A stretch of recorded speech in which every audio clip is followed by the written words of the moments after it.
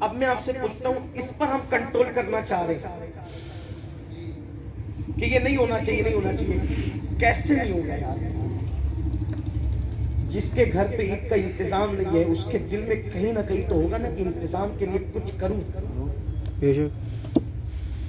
اس پہ کنٹرول تقریر کی وجہ سے نہیں ہوگا کہ تراویح کا نذرانہ طے ہونا بند ہو جائے یا لالچ بند ہو جائے، تقریر کچھ نہیں کر سکتی، کانفرنس تو کچھ نہیں کر سکتی۔ اس کا حل کیا ہے؟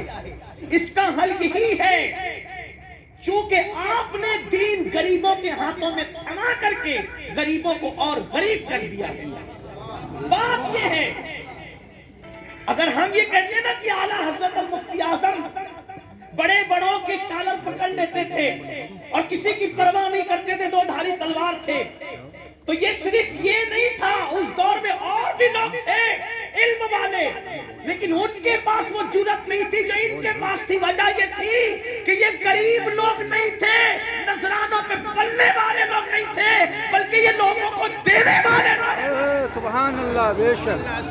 اعلیٰ حضرت کے گھر سے مدینہ منورہ تک کے سادات کو لفافے جاتے تھے مہینے اور سال کے۔ یہ ہے تو جو کسی سے لیتا وہ اس سے حق کیسے بول سکتا ہے اس کے سامنے؟ تو پھر ہمیں کس کو کھڑا کرنا ہوگا دین کا پرچم لے کر؟ معاذ اللہ، میں غریبوں کی غربت کا مذاق اڑانے نہیں آیا ہوں، لیکن میں ان غریبوں کو سلام کرتا ہوں جنہوں نے دین کا پرچم اٹھا رکھا ہے غیرت کے ساتھ۔ سبحان اللہ۔ ضرور کہتا ہوں کہ دین کا پرچم ہمیں مضبوط لوگوں کے ہاتھ میں دینا ہوگا جو بادشاہ کا گربان پکڑ سکے۔ سبحان اللہ۔ امام اعظم ابو حنیفہ کو قاضی بنانے کے لیے وقت کے بادشاہ نے کہا، امام اعظم منصور نے کہا کہ آپ کو قاضی بننا ہوگا، کہ میں قاضی نہیں بنوں گا۔ منصور نے کہا اللہ کی قسم میں تمہیں قاضی بناؤں گا۔ امام اعظم نے کہا اللہ کی قسم میں قاضی نہیں بنوں گا۔ یہ جرأت کس نے ہو سکتی؟ جو اپنی مسجد کے متولی سے آنکھ میں ملا سکے وہ جرأت کرے گا؟ بنا لی اسے تو یہ خوف ہوگا نا کہ اگر میں آنکھ ملا لوں گا تو یہ مجھے نکال دے گا۔ مسجد کا متولی کہہ دے وادی کا جنازہ پڑھانا ہے، جی حضور، کچھ لوگ اتنے بھی تو ضمیر فروش ہو گئے نا۔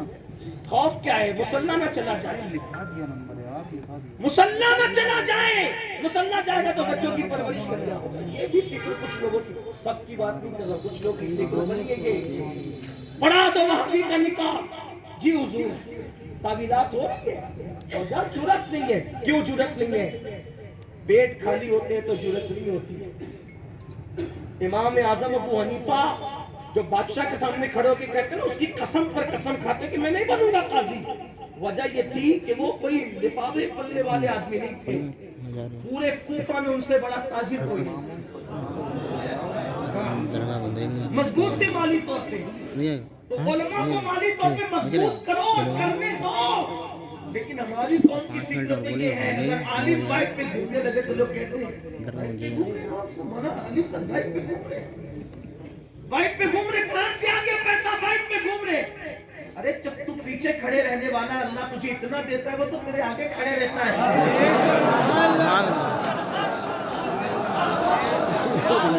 جو پیچھے والوں کو اتنا دے سکتا ہے وہ آگے والوں کو کتنا دے سکتا ہے؟ فکر کرتے ہو کہاں سے آ گیا؟ ارے جس نے تجھے دیا ہے اسی اللہ نے اس کو بھی آگے دیا ہے۔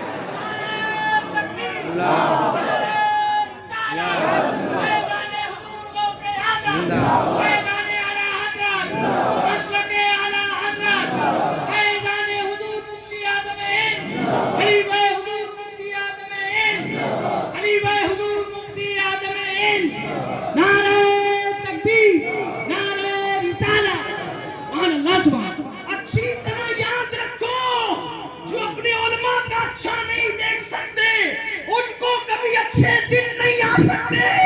اچھے دن کسی کے آنے جانے سے نہیں آئیں گے، تم اپنے علماء کو اچھے دن لاؤ، اللہ تمہیں اچھے دن عطا فرمائے۔ آپ تو خود ایپل کا موبائل استعمال کرنا چاہتے ہو اور اپنے امام کے ہاتھ میں آپ دیکھنا نہیں چاہتے۔ یاد رکھو اپنے امام کے تم اچھے دن نہیں دیکھ سکتے، تمہیں اچھے دن کبھی نہیں آ سکتے۔ آپ کسی کے وعدے پر کتنا ہی فدا ہو، جو اپنی بیوی اور اپنے ماں کو اچھے دن نہ دکھا سکے وہ آپ کو کیا دکھائے گا؟ وہ علماء کی دعائیں تمہیں اچھے دن دکھائے گی جو تمہارے آگے کھڑے ہوا کرتے، دن میں 5 مرتبہ کھڑے ہوتے۔ اس لیے یاد رکھنا، تو بات دور نکل گئی، عرض یہ کر رہا تھا، یہ جو غربت کا معاملہ ہے، میرے آقا نے فرمایا، حدیث پاک کا مفہوم ہے، غربت کبھی کبھی انسان کو کفر تک لے جاتی ہے۔ میں تو دیکھتا ہوں کہ غوث اعظم ہو وہ بھی قریب نہیں، امام اعظم ہو وہ بھی قریب نہیں، مفتی اعظم ہو وہ بھی قریب نہیں، اللہ اکبر محدث اعظم ہو، یہ سب مالدار لوگ ہیں، ہمارے قریب کون ہے؟ بلکہ ہمارے نبی کو بھی، ہمارے نبی کو بھی، ہمارے امام اہل سنت اعلی حضرت نے لکھا کہ ہم نبی کو زاہد نہیں کہتے، ہم اپنے نبی کو زاہد نہیں کہتے، احتیاط کرتے۔ جنہوں نے کہا ان پہ اعتراض بھی نہیں کرتے، لیکن خود زاہد نہیں کہتے۔ کیوں؟ اس لیے کہ زاہد اس کو کہتے ہیں جس کے پاس ہاتھ ہو وہ کٹورا بھی نہ رکھے، اس لیے کہ کٹورا رکھنا ہاتھ والے کو یہ زہد کے خلاف ہے۔ اب پتہ چلا زہد کا اصل معنی یہ ہے جس کے پاس کچھ نہ ہو اس کو زاہد کہتے ہیں۔ ہم اپنے نبی کو زاہد کیوں کہیں؟ اس لیے کہ آسمان خان، زمین خان، زمانہ مہمان، صاحب خانہ لقب کس کا ہے؟ تیرا تیرا، انہیں زاہد کیوں کہے؟ کام دیتا ہے، دینے کو منہ چاہیے، دینے والا ہے سچا ہمارا نبی۔ خلق کے حامی ہو تم، رزق کے قاسم ہو تم سے ملا جو ملا تم پہ کروڑوں درہم۔ سبحان اللہ، سبحان اللہ۔ انہیں زاہد کس منہ سے کہیں؟ بلکہ ہم تو یہ کہتے ہیں کائنات میں ان سے بڑا عالم نہیں، کائنات میں ان سے بڑا حسن والا نہیں، کائنات میں ان سے بڑا مرتبے والا نہیں، کائنات میں ان سے بڑا رتبے والا نہیں، کائنات میں ان سے بڑا اعلیٰ نسب نہیں، کائنات میں ان سے بڑا صاحب فضیلت نہیں۔ جیسے ہر معاملے میں میرے نبی سب سے بڑھ کر ہے، بے مثال ہے، ویسے کائنات میں سب سے زیادہ اگر کوئی مالدار ہے تو وہ آمنہ کے لال کی ذات ہے۔ حضور سے بڑا کوئی مالدار نہیں، اس لیے کہ کوئی گھر کا مالک، کوئی فیکٹری کا مالک، کوئی کارخانے کا مالک، کوئی ملک کا مالک، میرے نبی نے تو اللہ پر وہ مقام پایا کہ خالق کل نے آپ کو مالک کل بنا دیا۔ دونوں جہاں ہیں آپ کے قبضہ و اختیار۔ نعرہ تکبیر، بانی عطا کر دے، بھری جنت ہبا کر دے، نبی مختار کل ہے، جس کو جو چاہے عطا کر دے، اور جہاں میں ان کی چلتی ہے وہ دم میں کیا سے کیا کر دے، وہ جب چاہے جسے چاہے اسے فرما روا کر دے۔